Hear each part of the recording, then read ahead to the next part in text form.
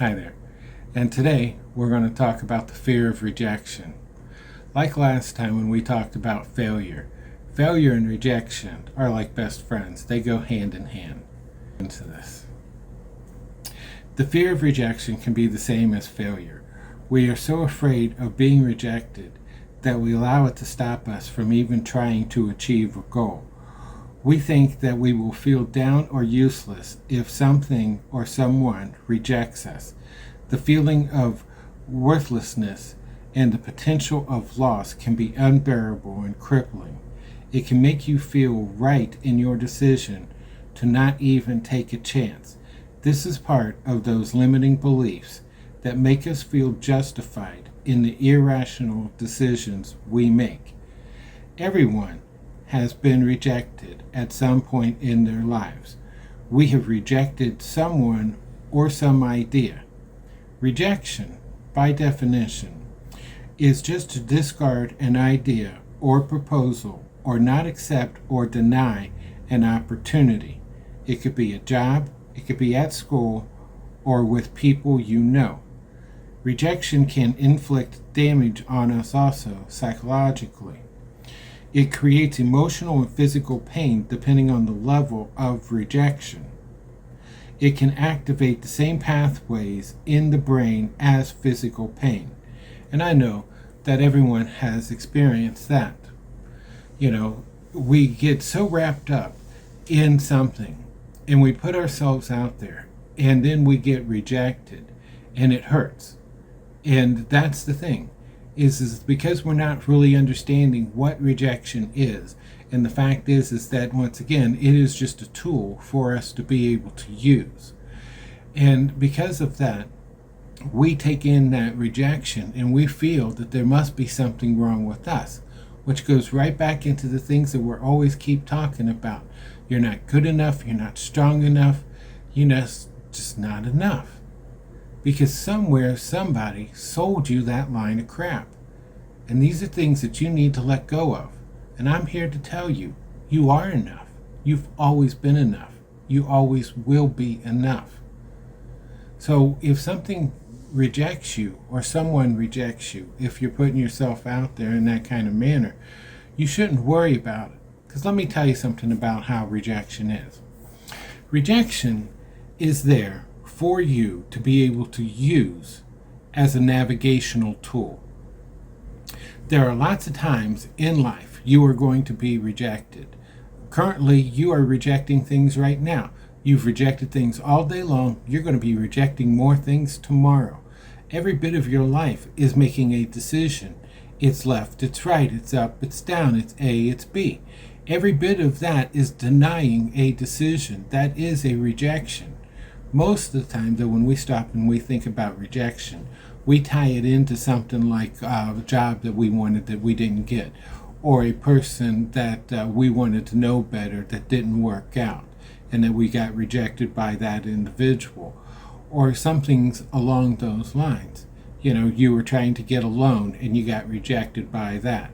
Because obviously the bank knows you better than anybody else about the character of you, and they can tell you you aren't enough to be able to get that loan, to be able to buy that house or to buy that car, to buy that boat or whatever.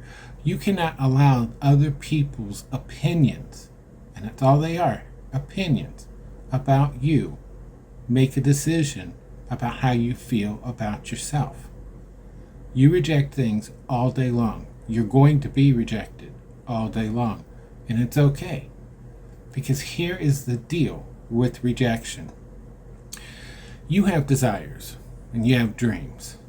You have goals. And we've talked a lot about opportunities. And I told you we're going to always keep talking about opportunities. Now, you're asking life for different things.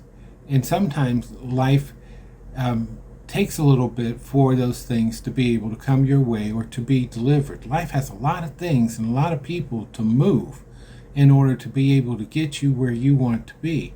And you just have to trust in that. So you have to understand that lots of times there's a door that you may think that's the door I want to walk in. And then you can't walk through that door. And then you feel rejected because of that. Well, life didn't want you going through that door. Okay?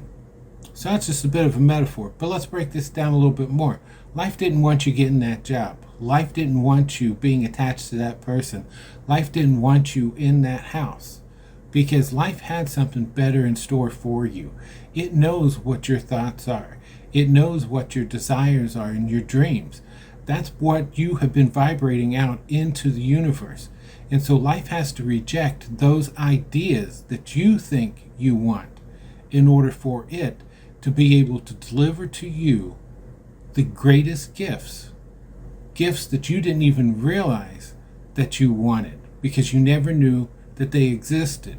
Here's the problem with rejection. Too much of rejection comes from the fact of our limitations. And what I mean by that is I mean that in limitations, this is what we do. We think small. And because of the fact that we're thinking small, we don't see how grand things can be. We always sell ourselves short, no matter what it is. And as long as you understand that every time you are being rejected in life, that life actually has something better in store for you, and you change that thought from that pain or that I'm not enough kind of feeling, and you stop and go, okay, life, what do you got? Be ready for it. Don't build those walls. You want to build a bridge. You want to be open when that opportunity comes for you to be able to take that opportunity. You want to be in that moment to grab that opportunity. And that's what rejection is. It is a tool to help get you in line with the things that you truly want, but never knew to ask for. I've got countless stories that I could tell you about how this stuff works. I don't know if you really want me to get all personal about all of these things here, but we could start doing that in some of the videos if that's what you choose. But I can tell you stories about every single thing that we talk about how life really works. And all I'm asking you is for you to be able to trust in these facts, start adopting these principles into your life, start making these shifts and changes. You will see these things happen for you. This is just a short story that I will tell you about one time, and then we'll move on. So, I was at a job I didn't like, and I was getting very frustrated at that job. I had grown very disdained at that job. And you know how it is when you have a job you don't like. You know, you hate going there, your work performance suffers, you start becoming, just no fun because you're doing something that you don't want to do. It throws your whole life out of balance. It throws you out of balance. Your thoughts, your actions, all of that stuff. And so then you start making these poor choices and everything. And I knew I needed out of this job. I couldn't stand it. I couldn't stay there anymore. And so I went and started putting out applications. I went out on all kinds of job interviews. Over the course of a month, I can't even begin to tell you how many applications I put out and how many interviews I went on.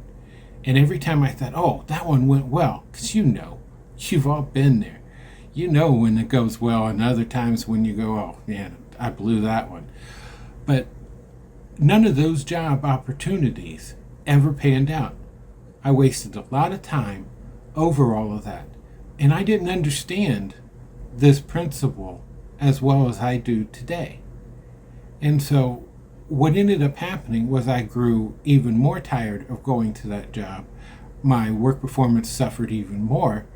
And I just was not happy. I was, it's that emotional pain that was coming through because, I had put in all of that effort trying to find another job, and now I just feel stuck. You know what that feels like. Your feet are in the mud, you can't move, it's hard to walk. Everybody's been there, everybody knows it. I don't need to describe it.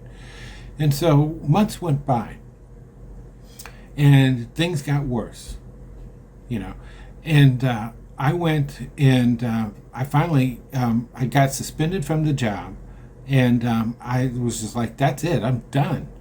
And so I went home that day, and I just started putting out applications again because I'm like, I've got to get out of this. And there wasn't many applications I put out that first day. I figured, well, I'll put out like 10 today, I'll put out 10 tomorrow, I'll put out 10 the next day, and I'll just keep going at that until I finally find a job. So in those first 10 applications I put out, I had that desire. I knew I needed out. I desperately needed out, and I needed something different.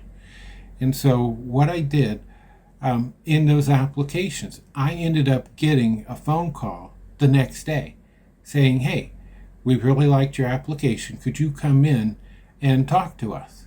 And I was like, sure. So I went down and I talked to them. And I explained to them the situation I was in and why I was wanting to leave the employer that I was currently at. And they said, hey, we think we've got something for you that you would like. And I also made it clear what I didn't like about that previous job and what I was looking for in this next job. And, when we discussed this. And so what ended up happening is they sent me out to a place. I went and, looked around that job, met the people and everything. And I called them back and I said, yeah. I said, I think that would be great. You know what? It turns out that job was one of the best jobs I have ever had in my life. I absolutely loved that place. I loved the people and I loved that job.